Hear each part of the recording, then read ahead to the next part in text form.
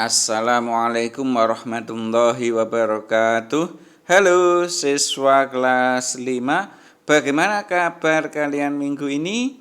Semoga kabarnya semuanya sehat dan tidak ada yang sakit. Kalian harus tetap rajin belajar karena kewajiban pelajar adalah belajar.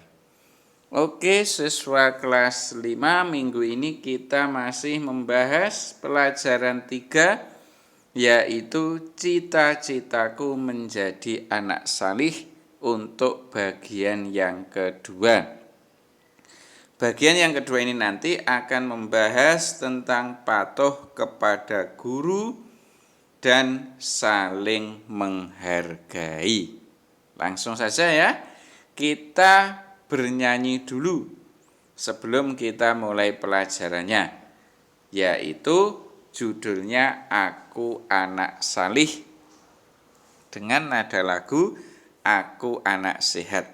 Oke, kita bernyanyi bersama-sama. Aku anak salih, rajin mengaji, selalu ibadah setiap hari. Berbakti orang tua, hormat kepada guru, menyayangi teman juga saudaraku. Kewajibanku belajar selalu, tak lupa sholat setiap waktu. Bila mau sekolah, izin ayah bundaku, tak lupa sholat setiap waktu. Nah, itu tadi adalah lagu tentang anak solih. Kira-kira apa itu anak solih? Ada yang tahu pengertian anak solih? Kalau laki-laki itu solih, kalau perempuan solihah. Nah, ciri-ciri anak solih atau solihah yang pertama adalah anak tersebut taat kepada Allah. Ciri yang kedua yaitu selalu jujur atau tidak bohong. Ciri yang ketiga, hormat dan patuh kepada orang tua. Ciri yang keempat, hormat dan patuh kepada guru. Dan ciri yang kelima, menghargai orang lain. Nah, yang akan kita bahas pada minggu ini adalah hormat dan patuh kepada guru dan juga menghargai orang lain. Kemudian selanjutnya yaitu yang pertama, patuh kepada guru. Kira-kira siapakah guru itu?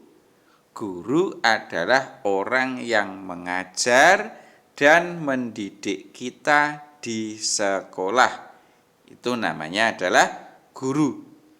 Nah, guru itu termasuk orang tua kita yang kedua. Kalau orang tua kita yang pertama ya ayah ibu kita yang ada di rumah itu. Kalau guru yaitu orang tua kita yang kedua.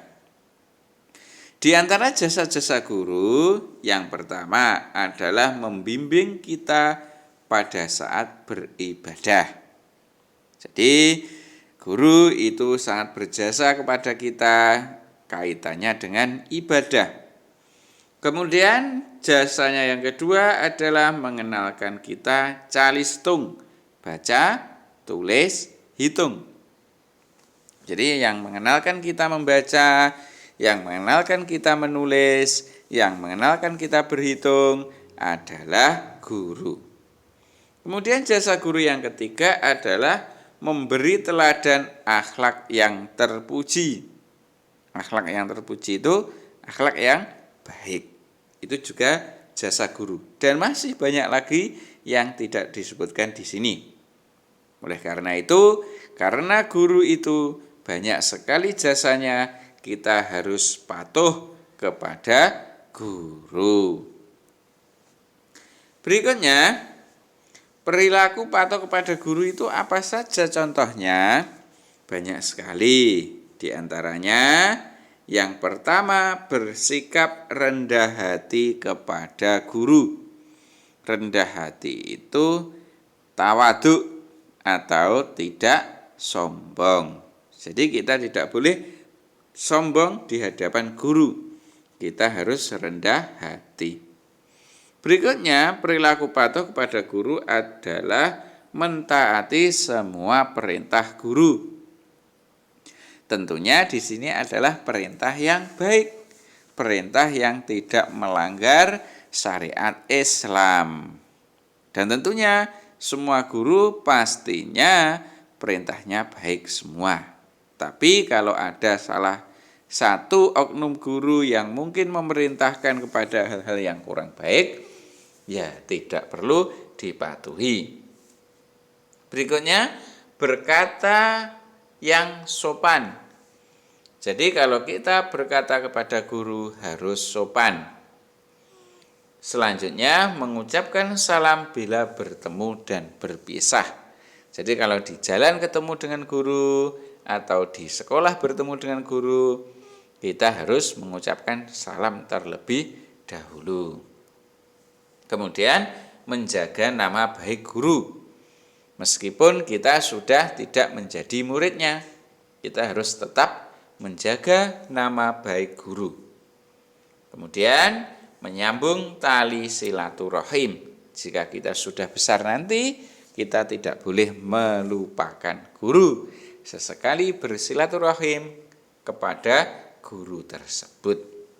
Itu adalah beberapa perilaku hormat dan patuh kepada guru. Berikutnya yaitu saling menghargai.